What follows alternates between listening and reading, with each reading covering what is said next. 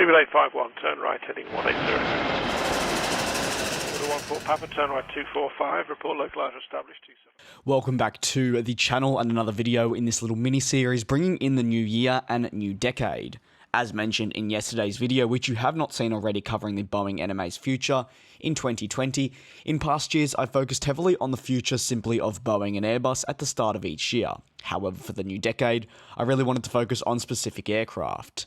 Today's focus is on a type that I think looks absolutely stunning, but has had its fair share of little niggles and also major issues. That being none other than the successor to the current flying 777, the 777X. Boeing's up-and-coming 777X is an aircraft I very much like and cannot wait to see. However, its progress and road to being certified has taken a serious toll in the past 8 months. In fact, the past 8 months have completely gone against their original plan, which is as follows. Boeing originally wanted a public rollout to occur in March with lots of journalists and also media. Now, that was all going according plan until the unfortunate events of ET302 occurred. This buried any chances of a public rollout, given this being the second incident involving the brand new aircraft. Instead, Boeing opted to roll out the aircraft to employees only based on when they were rostered on.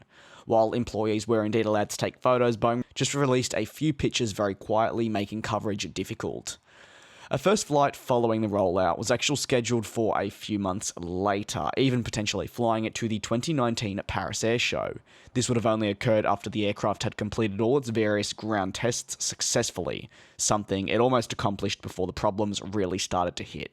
The 777X, since really April and then through to July, had seen problems after problems occur, with the biggest being, you could argue, the brand new GE9X engines. The huge engines which are equipped onto the 777X were sent back for multiple months as fixes did take place. Without them attached, Boeing obviously were unable to progress with any testing, as it was reported that they were literally at the end of the ground testing program and were ready to progress to the flying program. A successful flight program was quoted at taking over 12 months, sometimes between 12 to 16, and with it now being January of 2020, the type is still to yet actually get airborne. Boeing was expecting last year to get this type delivered to first customers Emirates and Lufthansa in the middle of this calendar year, although the only way that would have gone forward is if they'd had the flight testing program begin now and really be in its stride, which they have not been able to. Ultimately, what does 2020 hold for the 777X? I think we could probably say firmly flight testing.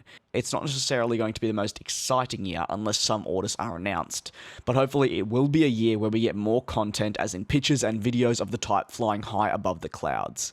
There's also been talk of the 777-8 schedule being impacted by the 777-9 delays, but that's a conversation for another day, as at the moment the larger variant, the 777-9, is the only type progressing on the ground, if you will. Of course, I did briefly mention orders before. The 777X has been moving slowly but surely with orders and has not received really a major order for some time now. As we know, Qantas selected the A350-1000 for their Project Sunrise instead of the already on offer 777-8. The reality is the 777-300 ERs are still performing well, and for a lot of airlines are relatively new to their fleet. Therefore, right now, they're not really required to go out and buy a replacement. Maybe in half a decade they will, or maybe in a few years. But as for this year, while airlines certainly study and either type, we'll have to wait and see if any orders do come through.